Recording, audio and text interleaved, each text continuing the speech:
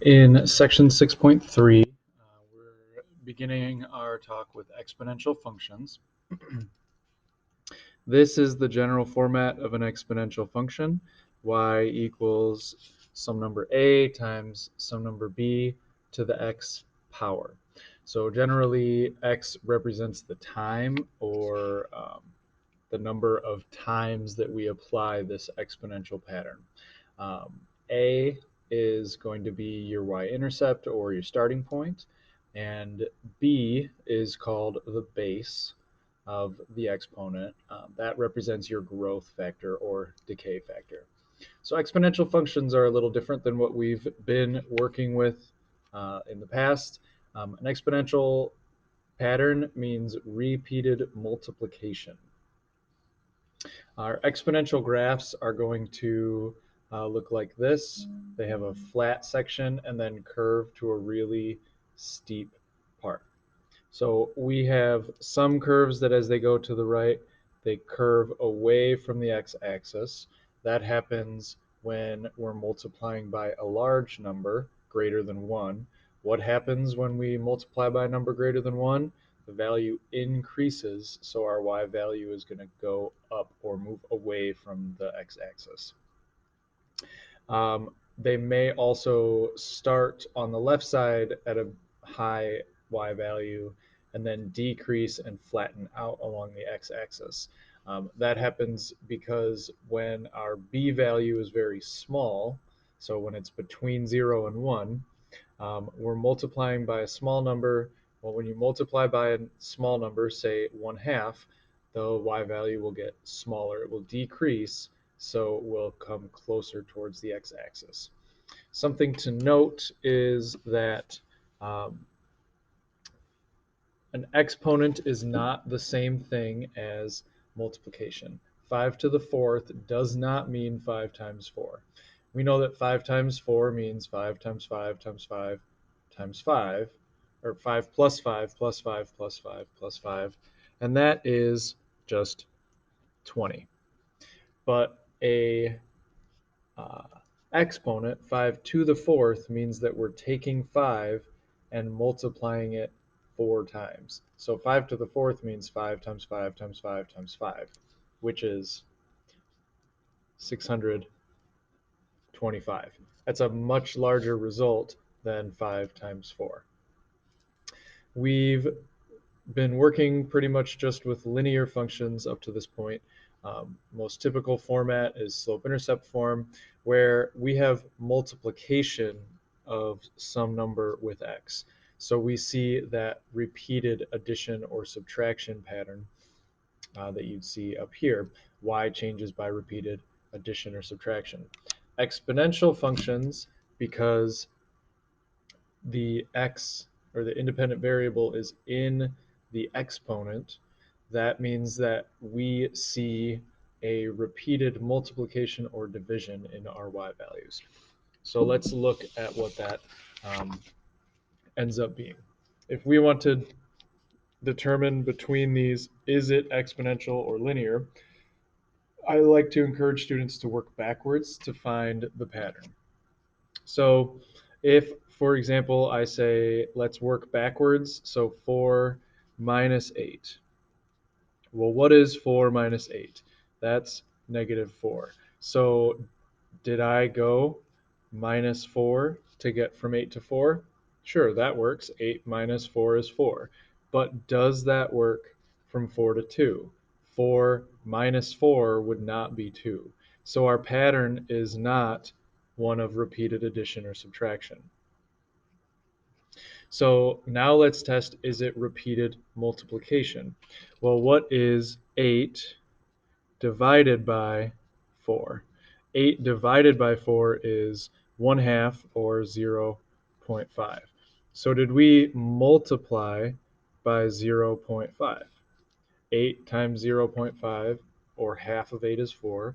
4 times 0.5, or half of 4 is 2. That works.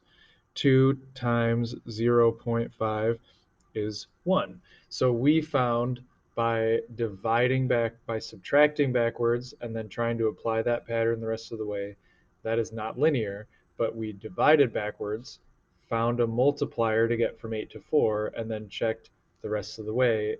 So this is repeated multiplication by the same thing. So that means that this first one is exponential, not linear. When we look at the second one, let's work backwards again. So 7 minus 3, that's positive 4. So plus 4 would get us from 3 to 7.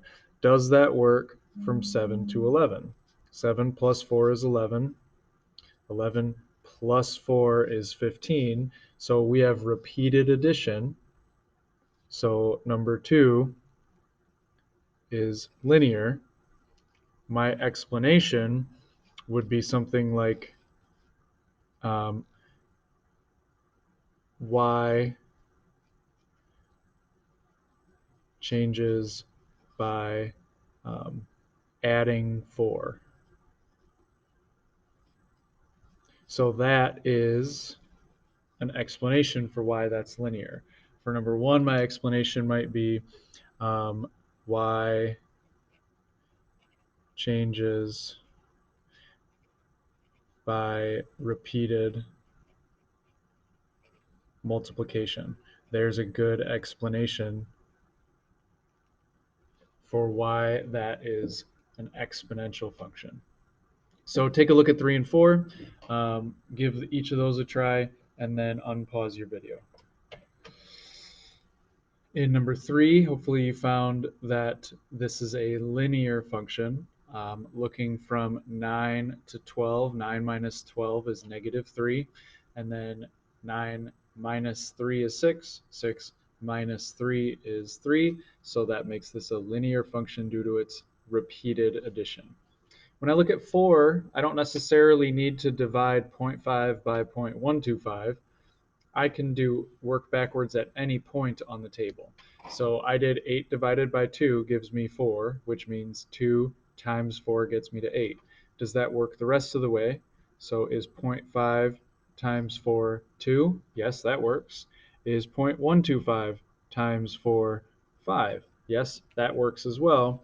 So that means that this fourth table is exponential.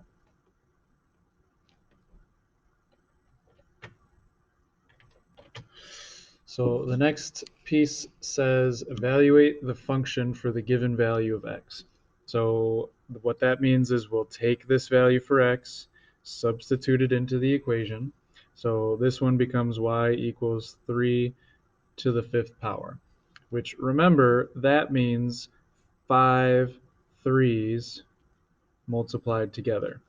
So instead of using our calculator to do 3 times 3 and so on 5 times, there's a button on your calculator for exponents. It's this one right here with the 2 sides of a triangle or the tip of an arrow.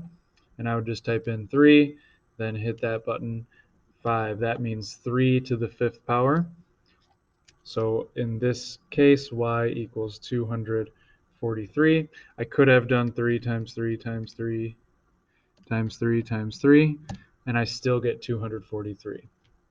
But when you look at the next one, I don't necessarily want to do or type in 1/4 times 1/4 times 1/4 because we're using a 3 for x, so that means 1/4 to the 3rd power. I do want to encourage you to make sure that you are using parentheses around those fractions. If I want to just evaluate and get a number, I'll use the divide button in between the 1 and the 4.